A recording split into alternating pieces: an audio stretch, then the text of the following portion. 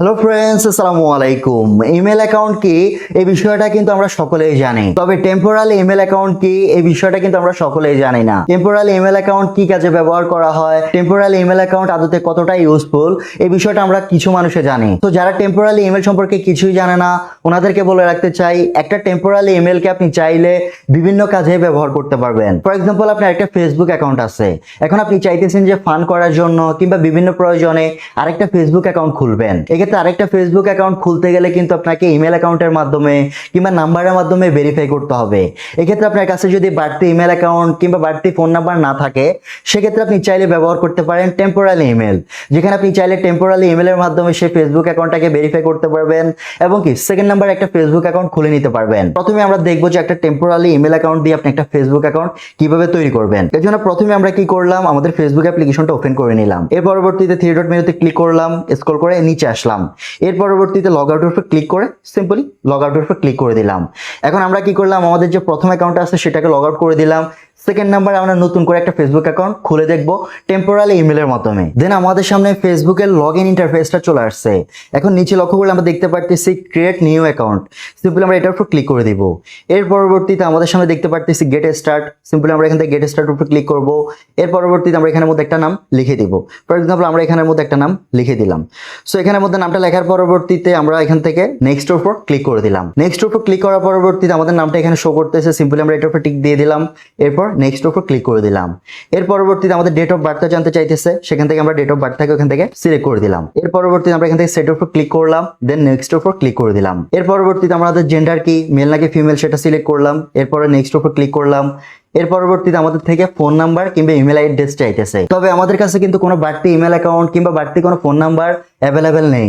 এক্ষেত্রে আমরা ব্যবহার করব টেম্পোরারি ইমেল। এর জন্য আমরা নিচে দেখতে পারতেছি sign up with email, simply আমরা এটার উপর ক্লিক করে দেব। এর পরবর্তীতে আমরা ফেসবুক অ্যাপ্লিকেশনটা থেকে বেরিয়ে যাব। এর পরবর্তীতে আমরা যে কোনো একটা ব্রাউজার ওপেন করে নিব। দেন আমরা সার্চ বক্সে ক্লিক করব এবং কি সার্চ করব প্রিয় ডট ইমেল, সিম্পলি প্রিয় ডট ইমেল লিখে আমরা সার্চ করে দিব। এতে করে প্রিয় ডট ইমেলের ওয়েবসাইটটা আমাদের সামনে ওপেন হয়ে যাবে। আর হ্যাঁ, এই ওয়েবসাইটটার লিঙ্ক এবং কি এই ওয়েবসাইটটাকে আপনি চাইলে আরো সহজে ব্যবহার করতে পারবেন একটা অ্যাপ্লিকেশনের মাধ্যমে। সো ওয়েবসাইটটার লিঙ্ক এবং কি অ্যাপ্লিকেশনের লিঙ্ক, দুইটা লিঙ্ক আমরা ভিডিওর প্রথম কমেন্টে দিয়ে দেব। আপনি সিম্পলি লিঙ্কের উপর ক্লিক করবেন, তাহলে সরাসরি আপনার সামনে ওয়েবসাইটটা ওপেন হয়ে যাবে। এরপর আপনি দেখতে পারবেন সিম্পল ওয়েবসাইটের ইন্টারফেস। এখানে আপনি উপরে লক্ষ্য করলে দেখতে পারবেন একটা ইমেল অ্যাকাউন্ট আপনার সামনে শো হবে। নিচে দেখতে পারবেন আপনি copy, refresh, new email, delete email.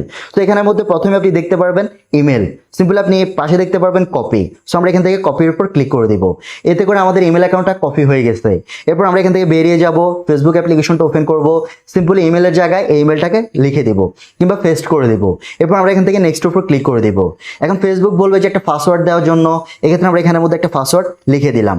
So পাসওয়ার্ডটা লেখার পরবর্তীতে সিম্পলি আমরা এখান থেকে নেক্সট উপর ক্লিক করে দিলাম। এরপর তারা বলতেছে টার্মস এন্ড কন্ডিশনটাকে এগ্রি করার জন্য, সিম্পলি আমরা এখান থেকে টার্মস এন্ড কন্ডিশনটাকে এগ্রির উপর ক্লিক করে দিলাম। এর পরবর্তীতে দেখতে পাচ্ছেন তারা আমাদের ইমেল অ্যাকাউন্টের মধ্যে 5 ডিজিটের একটা ভেরিফিকেশন কোড সেন্ড করছে। এখন এই ভেরিফিকেশন কোডটাকে আমাদেরকে এখানে সাবমিট করতে হবে। এর জন্য সিম্পলি আমরা ফেসবুক অ্যাপ্লিকেশনটা থেকে বেরিয়ে গেলাম, আবারও ওয়েবসাইটের মধ্যে চলে আসলাম।